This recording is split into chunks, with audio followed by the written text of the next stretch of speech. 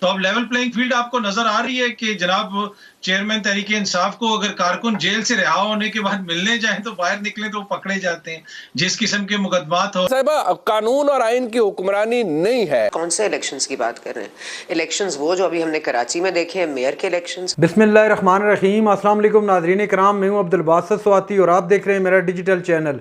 नाज़रीन इकराम, पहले आप ये वीडियो देखिए, फिर इस पर डिटेल में बात करते हैं और अपना रिएक्शन देते हैं। फैसलों की सूरत में किसी को मिल सकती थी।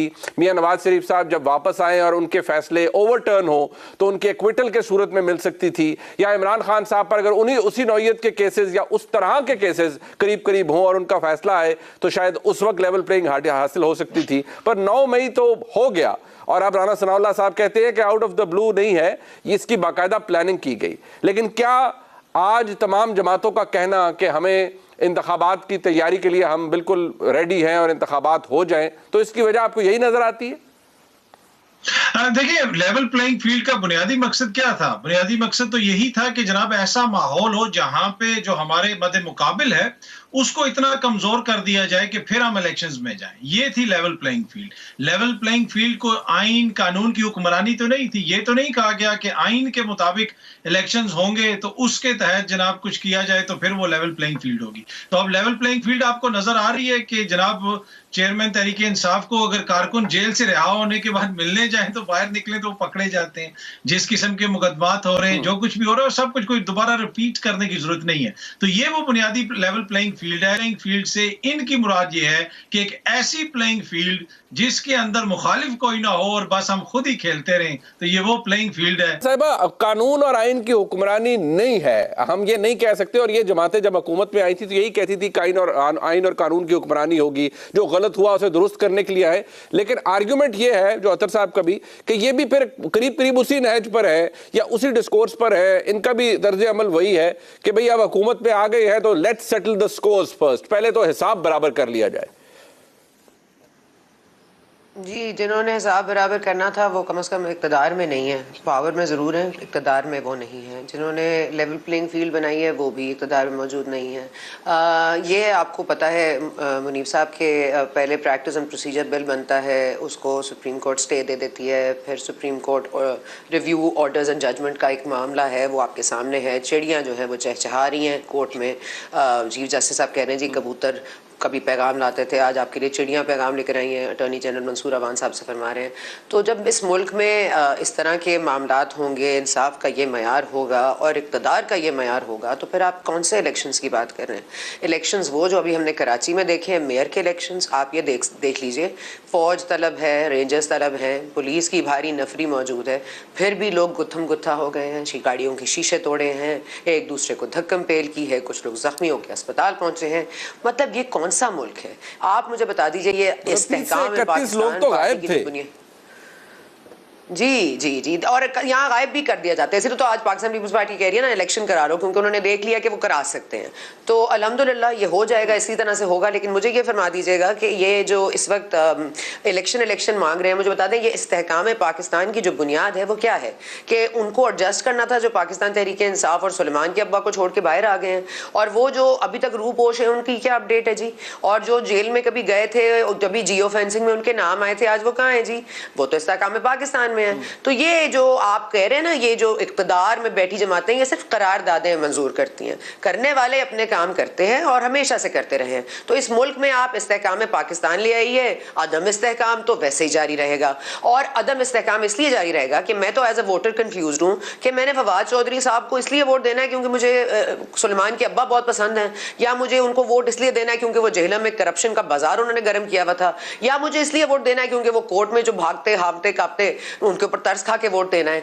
तो मैं नहीं समझती कि अब मैं आपको ये वैसे बड़ा बता दूं कि ये अगर इलेक्शन जिस वक्त भी हो, अक्टूबर में हो, अगले साल हो, वैसे तो आपको मार्च में आपके सेनेट इंतखाबात भी हैं, लेकिन मामला ये है कि ये चाहते हैं आपके इलेक्शंस हो जाए, लेकिन एक बड़ा कानूनी और आईनी तरीका है नवाज शरीफ साहब को वापस लाने का। वो 162(1)(f नहीं है, वो शहबाज शरीफ साहब की वो गारंटी है जो उन्होंने कोर्ट को दी थी। उसके तहत जाएं, अपने भाई साहब को ले आए, कोर्ट में पेश करें, बता दें ये बेबुनियाद इल्जाम है, ये गलत है केस, फिर जो नतीजा निकलेगा आपको नवाज शरीफ को मिल जाएगा। मुझे हम सबको पता है कि मियां साहब एक खास मुद्दत पूरी होने के बाद तशरीफ़ लाएंगे और मियाँ साहब जब तशरीफ़ लाएंगे तो ज़ाहिर बात है वो अदालतों के अंदर अपने मामलात को लेके जाएंगे। काफ़ी हद तक तो उस तरमीम ने उनके लिए रास्ता हमवार कर दिया है। बाय द टाइम वो वक्त गुजरेगा तो उनकी वो 5 साल नाअहली तो ख़त्म हो जाएगी। कन्विक्शन उन्हें सेटिसाइड करवानी है, वो होती है या नहीं होती ज़ाहिर बात है वो आके होगी। बट मैं मदर साहब को भी, मदर साहब मैं हमारा आज जो डिस्कशन है वो इसी के गिर्द घूम रही है कि 9 मई इन जो PDM के अंदर बैठी हुई जमातें इन्होंने तो करवाया नहीं, जिस जमात के वर्कर सपोर्टर्स ने किया वो खमियाजा भुगत रहे हैं। बट लेवल प्लेइंग फील्ड हर कोई मांगता था, खास तौर पर मुस्लिम लीग नून मांगती थी। फिर आज सारे इसीलिए इंतखाबात मांग रहे हैं कि लेवल प्लेइंग फील्ड फाइनली मिल गई है। कासिम के अब्बा की जमात तितर बितर हो गई, डिसमेंटल हो गई, उनका खुद पता नहीं लग रहा। वो खुद कह रहे हैं कि मुझसे मैं किसी से राब्ते में नहीं हूँ, लोग इधर उधर जा रहे हैं।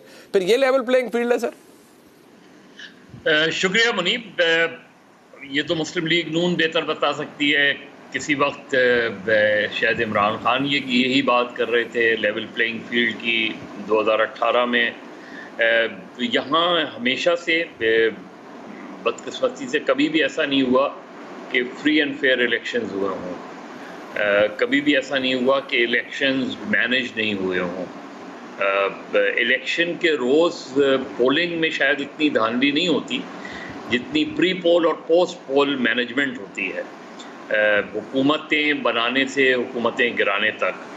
और जो लोग हुकूमतें बनाते हैं कुछ अरसे बाद वही लोग उसी हुकूमत को गिरा देते हैं।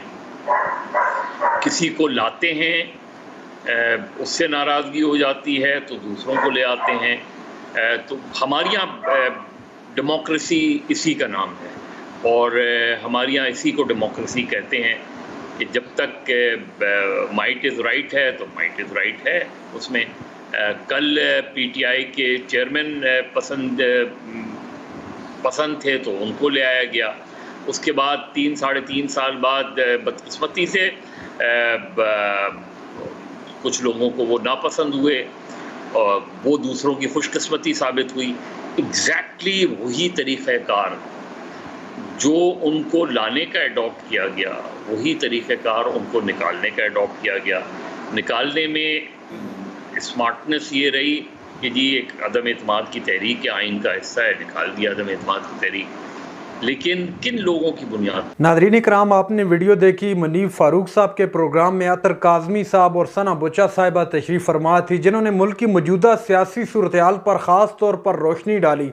जो कुछ आजकल हो रहा है, इमरान खान के वो लोग साथी, वो लोग जो जेलों से रिहा होकर उनसे मिलने आते हैं तो उनको गिरफ्तार कर दिया जाता है। उसके अलावा नाज़रीन इकराम, उन्होंने इस बात पर भी रोशनी डाली कि ये लोग चाहते थे कि हमें लेवल प्लेइंग फील्ड मिले।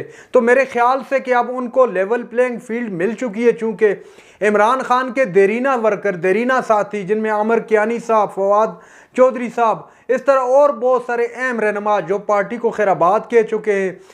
इमरान खान के पास इस वक्त पार्टी के अंदर कोई भी बड़ा रहनुमा, पाए का रहनुमा जो है चीदा ही बच चुके हैं। बाकी उन्हें तो पार्टी को खैराबाद कह दिया और पार्टी छोड़ दी है। मरियम नवाज साहिबा बरा इस बात का जिक्र करती रही हैं और करती हैं बल्कि कि लेवल प्लेइंग फील्ड होगी तो हम मैदान में आएंगे। तो ये कौन सी लेवल प्लेइंग फील्ड है कि आप एक बंदे के हाथ और पाँव को बांध लें और अकेले जाके ग्राउंड में बॉल भी करें और बैटिंग भी करें? इसको तो मेरे ख्याल से लेवल प्लेइंग फील्ड नहीं कहते। दूसरी जानब अगर पाकिस्तान पीपल्स पार्टी, मुस्लिम लीग नून, इनकी बात की जाए तो इनके अंदर भी इख्तलाफात जिनकी खबरें आ रही हैं शिद्दत अख्तियार कर चुके हैं।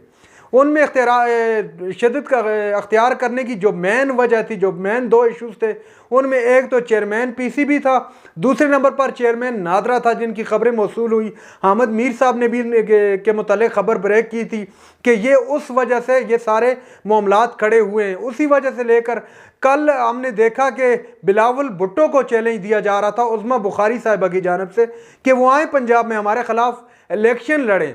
तो अब खुलकर इनका इख्तिलाफ जो है टीवियों पर आ चुके हैं और खुलकर इसके बारे में बात कर रहे हैं।